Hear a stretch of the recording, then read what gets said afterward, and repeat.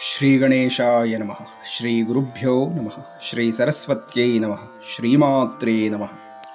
ಭಜೆ ಶ್ರೀಚಕ್ರಮಧ್ಯಸ್ಥಾಂ ದಕ್ಷಿಣೋತ್ತರಯೋಃ ಸದಾಂ ಶ್ಯಾಮಾವಾರ್ತಾಳಿ ಸಂಸೇವ್ಯಾಂ ಭವಾನೀಂ ಲಲಿತಾಂಬಿಕಾಂ. ಎಲ್ಲರಿಗೂ ನಮಸ್ಕಾರಗಳು.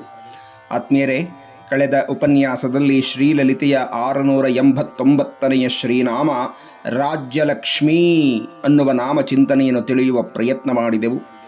ಈಗ ಶ್ರೀಮಾತೆಯ 690ನೆಯ ಶ್ರೀನಾಮ ಕೋಶನಾಥ. ಶ್ರೀಮಾತೆಯು ರಾಜ್ಯಲಕ್ಷ್ಮೀ ಸ್ವರೂಪಳಾಗಿ ಇರುವುದರಿಂದ ಅವಳು ಕೋಶನಾಥ ಅಂದರೆ ಭಾಂಡಾಗಾರದ ಖಜಾನೆಯ ಸ್ವಾಮಿನಿಯಾಗಿದ್ದಾಳೆ ಅಂತ. ರಾಜ್ಯಕ್ಕೆ ಬೇಕಾದ ಅತ್ಯಂತ ಪ್ರಧಾನವಾದ ಒಂದು ಭಾಗ ಅಂತ. ಅದೇ ಖಜಾನೆ ಯಾವಾಗಲೂ ಸಮೃದ್ಧವಾಗಿರಬೇಕು ಅಂತ. ರಾಜ್ಯವನ್ನಾಳುವಂತಹ ರಾಜನಿಗೆ ಈ ಕೋಶವು ಮಹಾಪ್ರಧಾನ. ಇದು ಇದ್ದರೇನೆ ರಾಜ್ಯನಿಗೆ ಧೈರ್ಯ, ತನ್ನ ರಾಜ್ಯವನ್ನು ತಾನು ಚೆನ್ನಾಗಿ ಪಾಲನೆ ಮಾಡಲಿಕ್ಕೆ ಅನುಕೂಲವಾಗುತ್ತೆ ಅಂತ. ಇಂತಹ ರಾಜ್ಯಕ್ಕೆ ಅತ್ಯಂತ ಅವಶ್ಯಕವಾದಂತಹ ಕೋಶವನ್ನು, ಖಜಾನೆಯನ್ನು ಸಮೃದ್ಧಿಯಿಂದ ಇಡುವಂತೆ ಮಾಡುವವಳು ಕೋಶನಾಥ ಅನಿಸಿದಂಥ ಜಗನ್ಮಾತೆ. ಮತ್ತು ಜಗನ್ಮಾತೆಯಲ್ಲಿ ಕರಗದ ನಿಧಿಗಳಿದೆಯಂತೆ. ಅದನ್ನು ನವನಿಧಿಗಳು ಅಂತ ಹೇಳ್ತಾರೆ. ಪದ್ಮನಿಧಿ, ಮಹಾನಿಧಿ, ಶಂಖನಿಧಿ, ಮಕರನಿಧಿ, ಕಚ್ಚಪನಿಧಿ, ಮುಕುಂದನಿಧಿ, ಕುಂದನಿಧಿ, ಮೂಲನಿಧಿ, ಖರ್ವನಿಧಿ ಅಂತ ನವನಿಧಿಗಳು ಅಂತ. ಈ ನವನಿಧಿಗಳು ದೇವತೆಗಳು.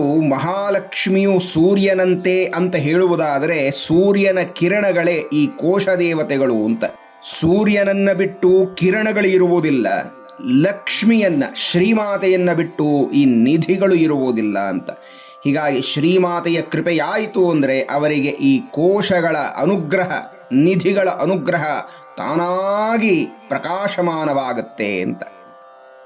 ಮತ್ತೊಂದು ಪ್ರಧಾನವಾದ ಅರ್ಥ, ರಾಜ್ಯ ಅಂತಂದರೆ ಕೇವಲ ಭೂಮಿ ಅಂತ ಮಾತ್ರವಲ್ಲದೆ ಈ ಶರೀರವೂ ಸಹ ಒಂದು ರಾಜ್ಯವೇ ಅಂತ. ಈ ಶರೀರವೆಂಬ ರಾಜ್ಯದಲ್ಲಿ 5 ಕೋಶಗಳು ಇದ್ದಾವೆ. ಈ 5 ಕೋಶಗಳು ಅನ್ನಮಯ ಕೋಶ, ಪ್ರಾಣಮಯ ಕೋಶ, ಮನೋಮಯ ಕೋಶ, ವಿಜ್ಞಾನಮಯ ಕೋಶ, ಆನಂದಮಯ ಕೋಶ. ನಾವು ಹಿಂದೆ ಇದನ್ನು ಚಿಂತನೆ ಮಾಡಿದ್ದೇವೆ. ಹೀಗಾಗಿ ಈ ಶರೀರವೆಂಬ ಕೋಶಗಳ ಒಡತಿಯಾದವಳು ಅಮ್ಮ. ಈ 5 ಚೆನ್ನಾಗಿ ಇರಬೇಕು ಅಂದರೆ ಚೈತನ್ಯ ಸ್ವರೂಪಳಾದ, ನಾಥಳಾದ, ಸ್ವಾಮಿನಿಯಾದ ಜಗನ್ಮಾತೆಯ ರಕ್ಷೆ ಈ 5 ಕೋಶಕ್ಕೂ ಚೆನ್ನಾಗಿ ಇರಬೇಕು.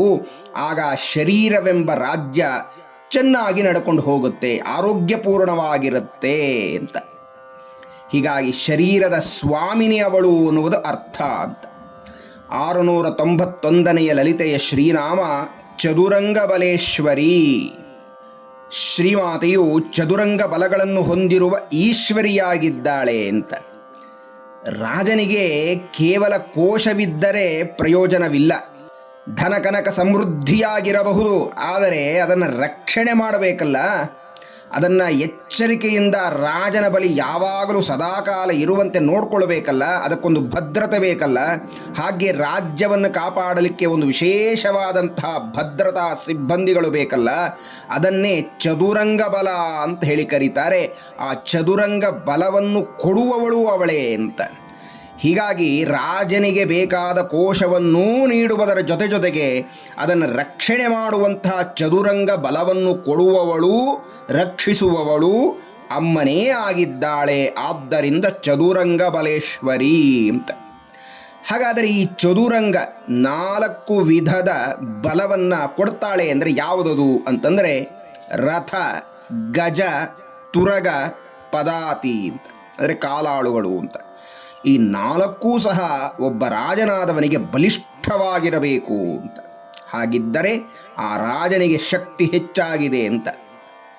ಮತ್ತೊಂದು ಅರ್ಥದಲ್ಲಿ ವಾಸುದೇವ, ಸಂಕರ್ಷಣ, ಪ್ರದ್ಯುಮ್ನ, ಅನಿರುದ್ಧ ಎಂಬ ಚತುರ್ವ್ಯೂಹವು ಮಹಾವಿಷ್ಣುವಿನ ವಿಭೂತಿಯಾಗಿದೆ. ಇದು ವೈಷ್ಣವಾಗಮದ ಪ್ರಕಾರವಾಗಿ ಚದುರಂಗ ಬಲ ಅಂತ ಹೇಳುತ್ತಾರೆ. ಇನ್ನು ಶೈವಾಗಮದಲ್ಲಿ ಮತ್ತೊಂದು ಚತುರ್ವ್ಯೂಹವಿದೆ. ಶಿವ, ಶಕ್ತಿ ಅಂದರೆ ಅಮ್ಮ, ಗಣಪತಿ, ಷಣ್ಮುಖ, ಈ ನಾಲ್ಕೂ ಸಹ ಚತುರ್ವ್ಯೂಹಗಳು, ಚದುರಂಗಗಳು ಅಂತ ಹೇಳ್ತಾರೆ. ಮಂತ್ರಗಳಲ್ಲಿ ಚದುರಂಗ ಬಲವಿದೆ. ಅದು 4: ಬೀಜ, ಪದ, ಸಂಖ್ಯ, ರೇಖಾ ಅಂತ ಹೇಳ್ತಾರೆ. ಈ 4 ಮಂತ್ರಗಳ ಚದುರಂಗ ಬಲ ಅಂತ ನೋಡಿ. ಮಂತ್ರಗಳಲ್ಲಿ ಬೀಜಾಕ್ಷರ ಇರುತ್ತೆ, ಅವುಗಳನ್ನು ಪದಗಳಲ್ಲಿ ಹೇಳುವಂಥದ್ದು, ಅದನ್ನು ಯಾವ ಸಂಖ್ಯೆಯಲ್ಲಿ ಹೇಳಬೇಕು ಅನ್ನುವುದು ಒಂದು ನಿಯಮ ಇದೆ, ಮತ್ತು ಅದು ಯಾವ ಯಂತ್ರ ರೂಪದಲ್ಲಿ ಇರಬೇಕು ಅಂತ ಹೇಳುವಂಥದ್ದು ಒಂದು ಶಾಸ್ತ್ರವಿದೆ. ಹೀಗಾಗಿ ಈ 4 ಇರುವಂಥದ್ದನ್ನು ಚದುರಂಗ ಬಲ, ಅದಕ್ಕೆ ಈಶ್ವರಿಯಾದವಳು ಮಂತ್ರಸ್ವರೂಪಿಣಿ ಜಗನ್ಮಾತೆ ಚದುರಂಗ ಬಲೇಶ್ವರಿ ಅಂತ. ಉದಾಹರಣೆಗೆ ಶ್ರೀಲಲಿತೆಯ ಪಂಚದಶಿ ಬೀಜಾಕ್ಷರ ಅದು ಪದಗಳಲ್ಲಿದೆ. ಅದು 15 ಮಹಾ ಅಕ್ಷರಗಳ ಸಂಖ್ಯೆಯನ್ನು ಹೊಂದಿದೆ, ಮತ್ತು ಅದು ಶ್ರೀಚಕ್ರ ರೂಪದ ರೇಖಾಚಿತ್ರದಲ್ಲಿ ಯಂತ್ರರೂಪವಾಗಿದೆ ಅಂತ. ಹೀಗಾಗಿ ಇಂತಹ ಚದುರಂಗ ಬಲಾಧೀಶ್ವರಿಯಾಗಿದ್ದಾಳೆ ಶ್ರೀವಿದ್ಯಾದಿ ದೇವತೆಯಾದಂತಹ ಶ್ರೀ ಲಲಿತಾ ಮಹಾ ತ್ರಿಪುರ ಸುಂದರಿ ಅಂತ. ಇನ್ನು ಲೋಕವನ್ನು ನಡೆಸಲು ಅಮ್ಮನಿಗೆ ಇರುವಂತಹ ಬಲ 4, ಅದು ಮಹಾಪ್ರಧಾನವಾದದ್ದು ಅಂತ. ಅದೇ ಋಗ್ವೇದ, ಯಜುರ್ವೇದ, ಸಾಮವೇದ, ಅಥರ್ವವೇದ ಅಂತ. ಇದು ಅಮ್ಮನ ಚದುರಂಗ ಬಲಗಳಾಗಿದ್ದು ಅದಕ್ಕೆ ಅಮ್ಮ ಸ್ವಾಮಿನಿಯಾಗಿದ್ದಾಳೆ ಅಂತ. ಇನ್ನೊಂದು ಉಪನಿಷತ್ತು ಹೇಳುವಂತಹ ಮಾತು, ಶರೀರ ಪುರುಷ, ಛಂದ ಪುರುಷ, ವೇದ ಪುರುಷ, ಮಹಾಪುರುಷ ಅನ್ನುವಂತಹ ಚದುರಂಗಗಳಿಗೆ ಅಮ್ಮನೇ ಈಶ್ವರಿಯಾಗಿದ್ದಾಳೆ ಅಂತ ಮತ್ತೊಂದು ವ್ಯಾಖ್ಯಾನ ಹೇಳುತ್ತೆ. 692ನೆಯ ಲಲಿತೆಯ ಶ್ರೀನಾಮ ಸಾಮ್ರಾಜ್ಯದಾಯಿನಿ. ಶ್ರೀಮಾತೆಯು ಸಾಮ್ರಾಜ್ಯವನ್ನು ನೀಡುವವಳು ಅಂತ. ರಾಜಸೂಯಾಗವನ್ನು ಮಾಡುವವನು ಸಾಮ್ರಾಟ್ ಅಂತ ಅನಿಸಿಕೊಳ್ಳುತ್ತಾನೆ. ಏನ ಇಷ್ಟಂ ರಾಜಸೂಯೇನ ಮಂಡಲೇಸ್ಯೇಶ್ವರಶ್ಚಯ ಶಾಸ್ತ್ರಿಯಶ್ಚ ಆಗ್ನೇಯ ರಾಜ್ಞಾಯ ಸ ಸಾಮ್ರಾಟ್ ಇತಿ ಕಥ್ಯತೆ ಅಂತ ಒಂದು ವಾಕ್ಯವಿದೆ. ಯಾವನು ರಾಜಸೂಯಾಗದಿಂದ ಭಗವಂತನನ್ನು ಅರ್ಚಿಸುತ್ತಾನೋ ಅವನು ಭೂಮಂಡಲದ ಅಧಿಪತಿಯಾಗ್ತಾನೆ, ಚಕ್ರವರ್ತಿಯಾಗ್ತಾನೆ, ಸಾಮ್ರಾಟನಾಗ್ತಾನೆ. ಅವನ ಆಜ್ಞೆಯಂತೆ ಉಳಿದ ಸಾಮಂತರು, ಅನ್ಯರಾಜರು ಈ ರಾಜಸೂಯಾಗವನ್ನು ಮಾಡುವವನಿಗೆ ಶರಣಾಗತರಾಗಿ ಕಪ್ಪ ಕಾಣಿಕೆಗಳನ್ನು ಒಪ್ಪಿಸ್ತಾರೆ. ನೀನೇ ನನ್ನ ಪ್ರಭು ಅಂತ ಒಪ್ಕೊಳ್ತಾರೆ. ಆತನನ್ನು ಸಾಮ್ರಾಟ್ ಅಂತ ಕರೀತಾರೆ. ಅಂತಹ ಸಾಮ್ರಾಟನನ್ನಾಗಿ ಮಾಡುವವಳು ಜಗನ್ಮಾತೆ. ಆದ್ದರಿಂದ ಇಂತಹ ಸಾಮ್ರಾಟರಿಗೆ ಸಾಮ್ರಾಜ್ಯವನ್ನು ದಯಪಾಲಿಸುವವಳು ಅಂತ. ಅಂದರೆ ಅಖಂಡವಾದ ಭೂಮಂಡಲದ ಒಡೆಯನನ್ನಾಗಿ ಮಾಡ್ತಾಳೆ ಅಂತ. ಹೀಗಾಗಿ ಸಾಮ್ರಾಜ್ಯಂ ಅಖಂಡ ಮಂಡಲಾಧಿಪತ್ಯಂ ಅಂತ ಹೇಳುತ್ತಾರೆ. ದುರ್ಗಾ ಸಪ್ತಶತಿಯಲ್ಲಿ ದೇವಿ ಮಹಾತ್ಮೆಯಲ್ಲಿ ಕೇಳಿದ್ದೇವೆ, ಸುರಥನನ್ನ ಮೋಸದಿಂದ ಅನೇಕ ದುಷ್ಟ ರಾಜರು ಸೋಲಿಸ್ತಾರೆ. ಇನ್ನು ಅವರದ್ದೇ ಆದ ಸೇನೆಯು ಅದರಲ್ಲಿ ಸೇರ್ಕೊಂಡ್ಬಿಟ್ಟಿರುತ್ತೆ. ಅವಮಾನವನ್ನು ಸಹಿಸದ ಸುರಥ ಕಾಡಿಗೆ ಬರ್ತಾನೆ. ಸುಮೇಧ ಅನ್ನುವ ಗುರುಗಳನ್ನು ಆಶ್ರಯಿಸ್ತಾನೆ. ಅವರಿಂದ ಅಮ್ಮನ ಮಹಿಮೆಯನ್ನು ತಿಳ್ಕೊಳ್ತಾನೆ, ಮಂತ್ರವನ್ನು ಪಡೀತಾನೆ, ಜಪ ಮಾಡ್ತಾನೆ, ತಪಸ್ಸು ಮಾಡ್ತಾನೆ. ಅಮ್ಮನ ಅನುಗ್ರಹಕ್ಕೆ ಪಾತ್ರನಾಗಿ ಜಗದಂಬೆಯ ಅನುಗ್ರಹದಿಂದ ಇಡೀ ಸಾಮ್ರಾಜ್ಯವನ್ನು ಮಾತ್ರ ವಶಪಡಿಸಿಕೊಳ್ಳುವುದಲ್ಲದೆ ಮುಂದೆ ಬರಬಹುದಾದ 8ನೆಯ ಮನ್ವಂತರದ ಮನುವಾಗಿಬಿಡುತ್ತಾನೆ. ಸಾವರ್ಣಿ ಮನು ಅಂತ ಹೇಳಿ ಅನುಗ್ರಹ ಮಾಡ್ತಾಳೆ ಅಮ್ಮ. ಹೀಗಾಗಿ ಅಮ್ಮನ ದಯೆ ಎಣೆಯಿಲ್ಲದ್ದು, ಅಪಾರವಾದದ್ದು ಅಂತ. ನಮಗೆ ಕೇಳುವ ಬಗೆ ತಿಳಿದಿರಬೇಕು ಅಷ್ಟೇ ಅಂತ.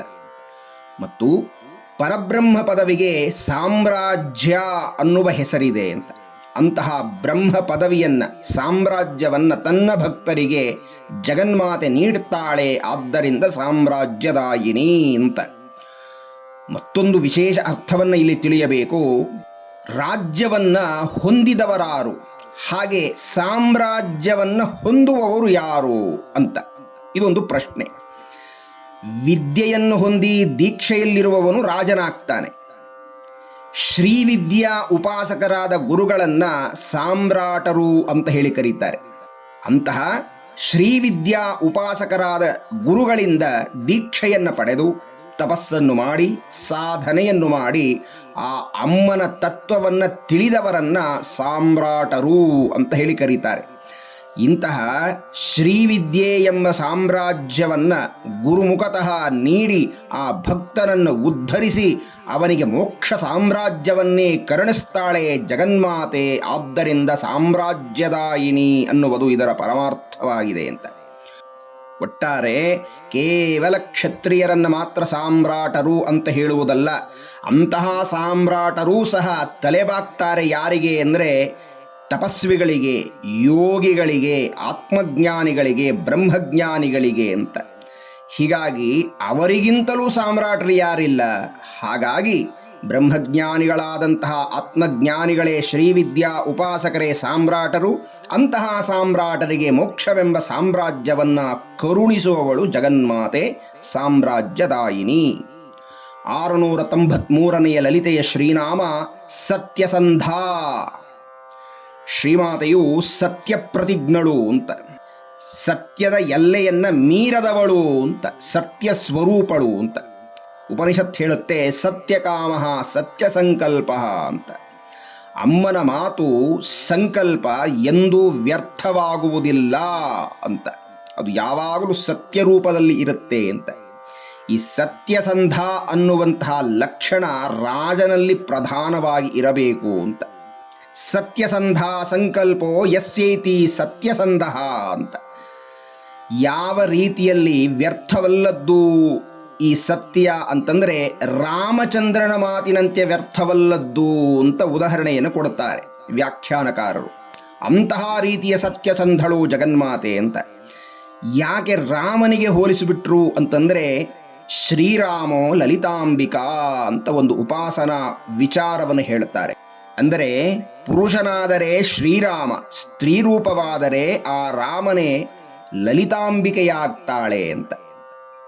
ಹಾಗೆ ರಾಜರಾಜೇಶ್ವರಿ ಎಂಬ ನಾಮದಿಂದ ಈ ನಾಮಗಳೆಲ್ಲ ರಾಮನ ಪರವಾಗಿಯೂ ವ್ಯಾಖ್ಯಾನ ಮಾಡಬಹುದು ಅಂತ. ನೋಡಿ, ರಾಮಾಯಣದಲ್ಲಿ ಒಂದು ಪ್ರಸಂಗ.